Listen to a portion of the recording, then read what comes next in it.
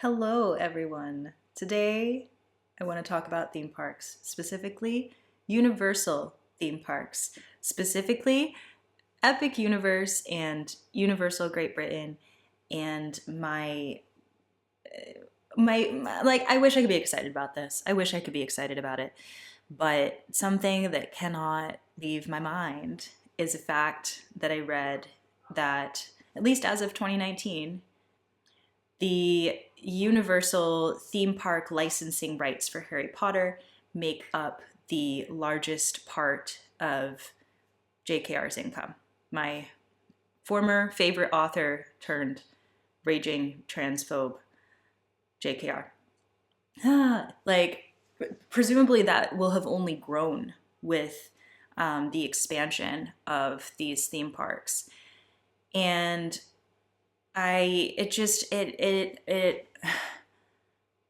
it doesn't feel great to know that, but I also feel like people don't know that, which is part of why I wanted to amplify that fact. And I'll link it was on Forbes, but I'll link to that. And so I was thinking about this some more, and I was like, is this the only reason that I am not happy about this? And to go back to the beginning of my Harry Potter experience, because, for a while I was known as the Harry Potter kid. I was on the news. I was on, I did a TEDx talk, which you can still find, called How Harry Potter Saved My Life. I was very much involved. And in particular, my section of the Harry Potter fandom was through the Harry Potter Alliance, which has just closed. Maybe that's related, but Harry Potter taught me everything I know about activism. It got me started on that journey, which is so ironic. And so I always like to say I have to hold out hope that she will apologize and be like, oh my gosh, I don't know what I was doing. I was in so deep, and then dedicate her life to doing everything she can to undo it. Because two of her favorite characters in the series she wrote did exactly that. They were radicalized and then dedicated their lives to the cause of correcting that harm. And I don't want to get into it, but all of that aside, if you can put that aside, which you can't, that's the headline. Okay, a question came to my mind. Have you ever genuinely gone to a theme park that was for an IP that you already were very invested in and loved and cared about, and really felt like that enhanced your experience? And before you answer, I want you to really sit with that question, because I've had to sort through my feelings around that. And what gives me the most pause is campaigns that are like, the worlds do you love, but they're real. It just feels icky to me, because it's like you have to pay for an expensive day at a theme park in order to feel like you're in the real version of what you've been told is a celebration of your imagination, when you can read a book, you can get it at the library, you don't even have to buy the book, and then it brings to life things in your head that are partly your own or partly what's on the page. It's like a collaboration, and then you get to talk to people and compare, what is your version of Hogwarts like? But no, when you go to Universal, it's like, this is the official version now. So that always gave me pause as a kid. In fact, as a kid, I was even mad that the movies were coming out, because I was 9 years old, and I had this sorrow that this was the last time I would be reading the Harry Potter books, up until however many had come out at that point. It was 2000. So, and anyway, Goblet of Fire. I would be reading those books for the last time with my version of the characters in my head, and a combination of the Mary Grandpré illustrations, which are so magical. And I love those, by the way, because they're like not quite realistic, and so it kind of puts you in this whimsical place. I had that awareness that like when the movies come out, I'm going to start to slowly replace this world that I've imagined with the visuals of the films. And what's interesting about the films as well is that over time the style changed, and that also bothered me. I'm like, can you make a decision? But I think actually the more different recreations we have of a thing, the more brilliant that world is, and we can appreciate different angles of it. And so like the most pure form of that is fan art. I love seeing different fan art and then being like, oh, that's Draco's hair. This is really weird, by the way, to be like talking about Harry Potter even as much as I am right now, because it's been so like just out of my consciousness until this moment. But when people are getting, I'm also a theme park enthusiast, and so the thing of the moment this year is Epic Universe, and I want to be included in being excited about that, and I can't. And so like if anybody out there is also feeling this way, I got you. Okay, where was I? I take issue with the concept of the marketing of this is the real version of the thing that you've just been experiencing, what's implied to be the fake version in your head, or like the inferior version. So yeah, it's like the franchise factor to something that it started as a story. And that story can get commodified in this ripple effect of like, okay, there's notebooks with a picture of the book cover on it, and then there's toys and games and more merchandise, and then there's films, and there's DVDs, and then there's theme parks, and then the theme parks are the most profitable part of this franchise for her anyway. And so I always grappled with this without really realizing that this is capitalism and consumerism. And as a kid, I was drawn to buying these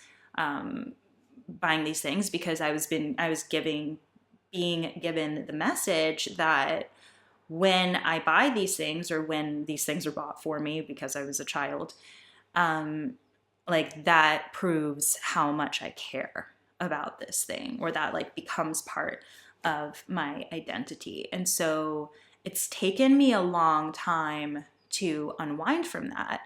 And what I've come to like assert in adulthood is that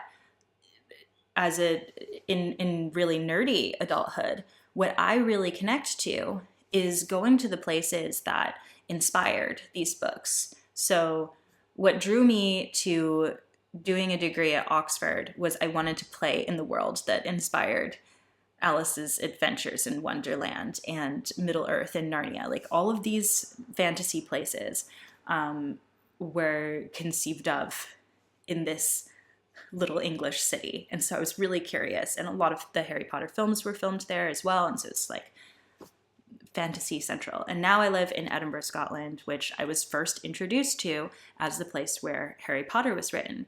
And I just feel so much more connected to that thread of magic from just walking around this city, because like that's where the creativity happened. That's where the ideas started to land on the page.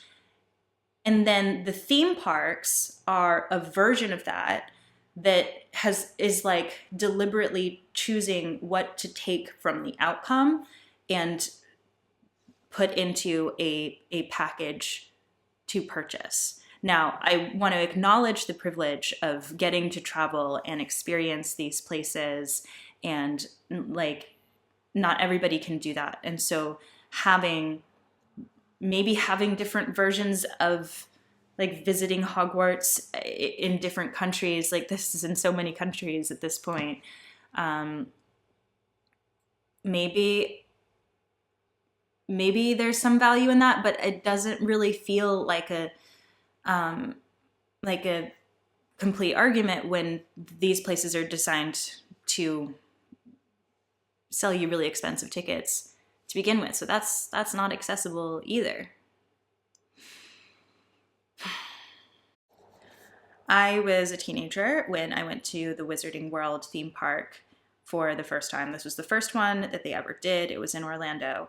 And I must have been to Oxford at that point, so I had that direct comparison.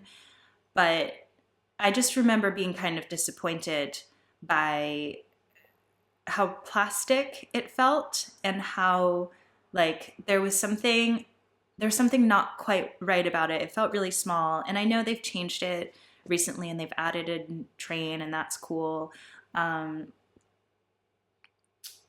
But there was something uncanny about it because it was like a recreation of a recreation in the film's adaptations of the original thing. And so it just felt so far removed from it that I was a little bit like, ooh, is this everything? And I like tried to buy into it as much as possible. Literally, I got the Gryffindor robes, and that felt really cool to be walking around in Gryffindor robes. And like just like buying the stuff and going to the shops. And when I think back on it, I was like, I was really my mindset was, if I spend more money here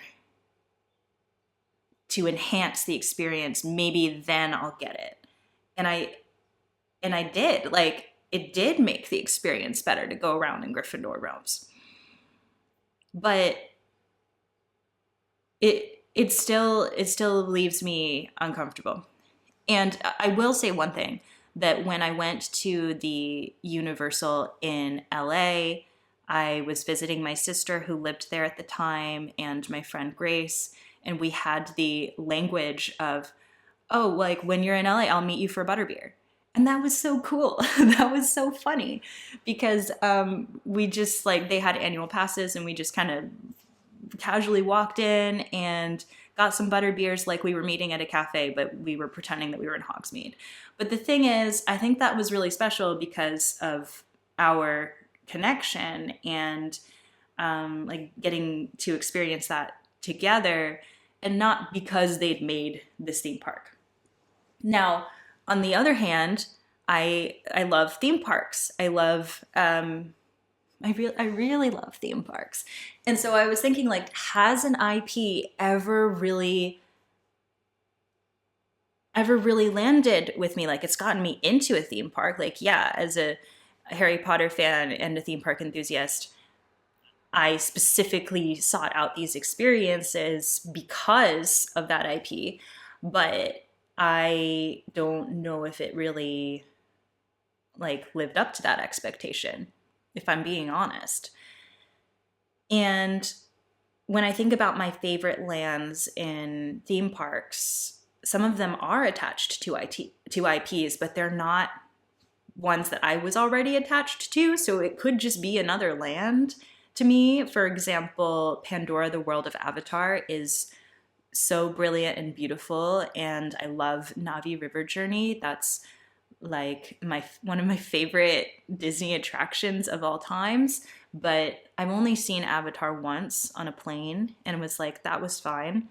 And I wonder if it would be, well, I don't think it would be ruined for me if I cared about Avatar more, because what Disney understands this about the uncanniness of stepping into the IP that you have such high expectations around. And so that's why they kind of twist it a bit, where Pandora, the world of Avatar, takes place in the future from the first movie, which was the only movie that had come out at the time.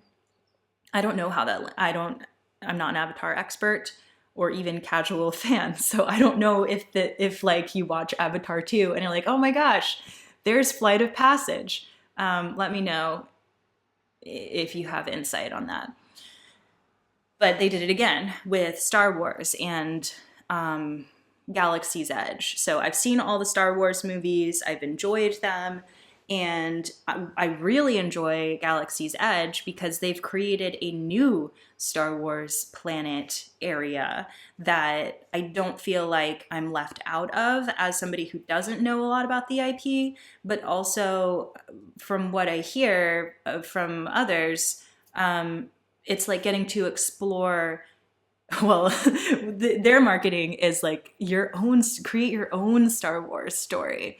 So I don't know how effective that is or not. I enjoy it. I enjoy how that plays out in that world, but I think it's because it's not too directly Star Warsy while still including the big stuff like the Millennium Falcon and the stormtroopers and stuff. They know to like make that a little bit less literal. And so I'm just really interested in understanding what is it about IP and theme parks that can be really effective for the genuine enjoyment of the theme park goer, as well as, you know, the profit of the business side of things, because there's got to be a way that those can be maximized without fans feeling exploited or dependent on these experiences to like continue to engage in these imaginary worlds. So my favorite lands are also the ones that are unique to the theme parks themselves, such as Forbidden Valley at Alton Towers. I made this shirt myself, by the way. This is my own collage of how Nemesis Reborn feels to me. I love. It's not very elaborate, but really carefully thought through of like what's the lore of this land. And even Disney parks themselves, I enjoy the parts that are, it feels like a Disney park. It doesn't feel like a Disney movie necessarily. So Cinderella's castle is from Cinderella, but it doesn't even really look like the castle in Cinderella. It certainly doesn't look like the environment of the world in Cinderella.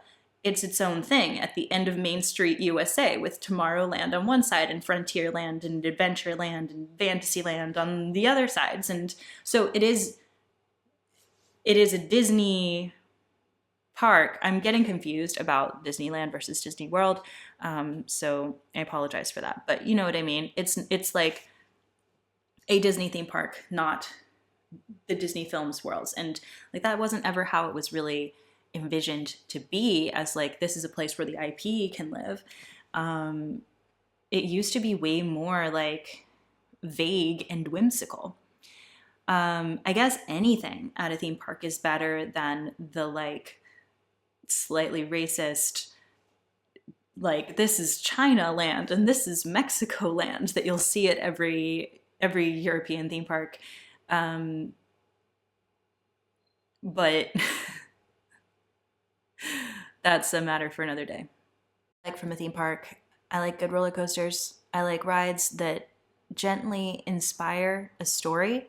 I don't need it to be super themed and directing the story, but just like a little hint of like, Dragon Con, this is a dragon, imagine it's a dragon. And like, yeah, that feels like a dragon. So I like places that invite me to use my imagination, whether it's reading a book or going to a theme park that gives you just enough little hints of what to be engaging in your mind to fill out the experience that you're having in real life. So I don't know about Universal Great Britain and Epic Universe. I try not to pay attention to it, but it's everywhere and it's going to be here soon. So I want to find peace with that somehow. So I just wanted to float the question around IP and theme parks and how we can do that in a way that that isn't mean. You know, I really, really take issue with marketing that's like, this is the real version of the thing that you experienced for free. And I just want to call out the capitalist language there.